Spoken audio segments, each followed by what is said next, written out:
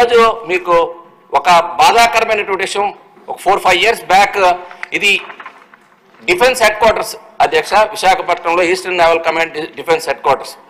వాళ్ళకి ఉండేటువంటి అకామిడేషన్ అంతా కూడా ఒక క్లోజ్డ్ మానిటరింగ్ వ్యవస్థలో చక్కటి పర్యావరణంలో వాళ్ళు ఉంటారు. వాళ్ళు ఎవరైతే ఎంప్లాయీస్ బయట రెంట్కి తీసుకుంటారో మా ప్రాంతంలో ముఖ్యంగా కోరమండల్ ఫెర్టిలైజర్ యూనిట్ చాలా ప్రమాదకరమైనది. నెక్స్ట్ జాబితాలో వెళ్లాల్సినటువంటి ఇండస్ట్రీ అవుతుంది అధ్యక్ష. ఇది ఇంపార్టెంట్ పాయింట్. మీరు ఒకసారి ఈ ఇండస్ట్రీ చుట్టుపక్కల ఉండేటువంటి శ్రీహరిపురం ప్రాంతంలో ఎవరైనా నివాసం ఉంటే డిఫెన్స్ అడ్మినిస్ట్రేషన్ ఒక సర్క్యులర్ ఇచ్చింది అధ్యక్ష.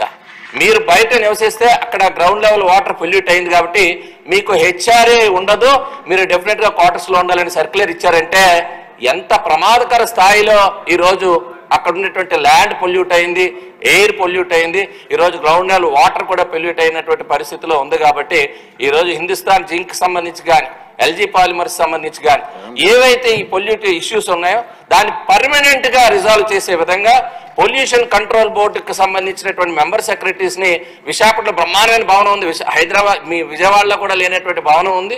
సో అక్కడికి గనక తరలించి నిరంతర పర్యవేక్షణ చేసే విధంగా ఆదేశాలు ఇవ్వాల్సిందిగా మీ ద్వారా కోరుతున్నాను. ఇది క్వశ్చన్ అవర్ అండి, క్వశ్చన్ అవర్ ఇది ఉపన్యాసాలు కాదు, సూచన చేయండి. 22 minutes క్వశ్చన్కి 22 minutes అంటే ఎట్లా రన్ చేస్తాం హౌస్? మంత్రి గారు, సార్, మినిస్టర్ గారు. Sorry sir. సార్, గౌరవ సభ్యులు లేవనెత్తిన అంశాలన్నింటినీ క్షుణ్ణంగా విన్నాం సార్. ముఖ్యంగా గ్రీన్ విశాఖ ప్రోగ్రామ్ సంబంధించి ఒక 40 లక్షల మొక్కలు నాటడం జరిగింది అధ్యక్ష, 7,000 ఎకరాల్లో అప్రాక్సిమేట్గా. ఇది 2012లో ప్రారంభమైంది, 2021లో ఎండ్ అయింది. ఇది అన్ని industrial establishment, HPCL steel plant, Coromandel port trust, NTPC, Gangavaram port, వీళ్ళందరూ భాగస్వామ్యులు అధ్యక్ష దీంట్లో. అలాగే ఇందాక గౌరవ సభ్యులు లేవనెత్తింది pollution zonal office is existing అధ్యక్ష. అది దానికి జాయింట్ చీఫ్ ఇంజనీర్ వర్క్ చేస్తున్నారు అలాంగ్ విత్ రీజనల్ ఆఫీస్. కానీ ఒక్క అంశం ఆయన లేవనెత్తిన అంశంలో ఒకటి రెగ్యులర్గా నేను కూడా వింటా ఉన్నాను. ఎవరైనా సరే ఇక్కడ కాలుష్యం ఉంది అని చెప్పి పొల్యూషన్ కంట్రోల్ బోర్డు స్థానిక ఆఫీసులకు వెళ్ళడానికి అంత ఈజీగా లేదు, అంత ఇబ్బందిగా ఉందన్నారు. ఖచ్చితంగా అది మా దృష్టిలో ఉంది అధ్యక్ష.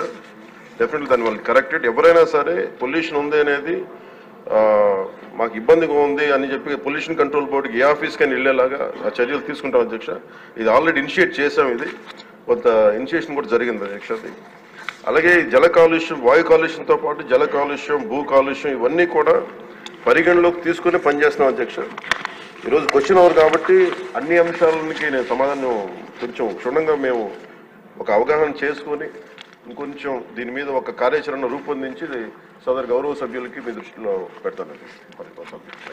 మంత్రి గారు, నా సూచన ఏంటంటే విశాఖపట్నం మీ నగరం మీకు ఇష్టమైన నగరం అంచేత అక్కడ సభ్యులు చెప్పింది మాత్రం వాస్తవం, మీకు కూడా తెలుసు. మీరు ప్రత్యేకంగా ఒకసారి వచ్చి ఇన్స్పెక్ట్ చేస్తే బాగుంటుందని నా ఉద్దేశం. కాకపోతే మనకి ఏముందంటే ఒకసారి అన్ని సంపూర్ణంగా అవగాహన చేసుకొని ఒకసారి, ఎందుకంటే భౌతిక ఒకసారి వెళ్ళి ఇవన్నీ అనుబంధంలో ఉన్న డీటెయిల్గా ఉన్నాయి సార్, ఎనెక్చర్లో డీటెయిల్గా ఉన్నాయి, ఒకసారి చూడండి. అలా కాకుండా నేను సభాముఖంగా ఈరోజు మాటిస్తున్నాను అధ్యక్ష, నేను ప్రత్యేకించి దీని భౌతిక పర్యవేక్షణతో పాటు అన్ని చేస్తాను ఖచ్చితంగా. ఎందుకంటే మన తీర ప్రాంతాలని, ముఖ్యంగా మన విశాఖ నగరాన్ని కాలుష్యం నుంచి కాపాడాలని నిరంతరం తపన పడే వ్యక్తులు నేను ఒకరిని. ఖచ్చితంగా ముందుకు తీసుకెళ్తాను అధ్యక్ష. ప్రజలకు క్షేమకరంగా ఉండేలాగా ఇది వాయు కాలుష్యం నుంచి, జల కాలుష్యం నుంచి ప్రజలు రక్షించేలాగా చర్యలు తీసుకుంటాం అధ్యక్ష. అది భౌతికంగా అది నేనే ప్రత్యేకించి సంబంధిత అధికారులతో ముందుకు తీసుకెళ్తాను అధ్యక్ష. Thank you. Question number 80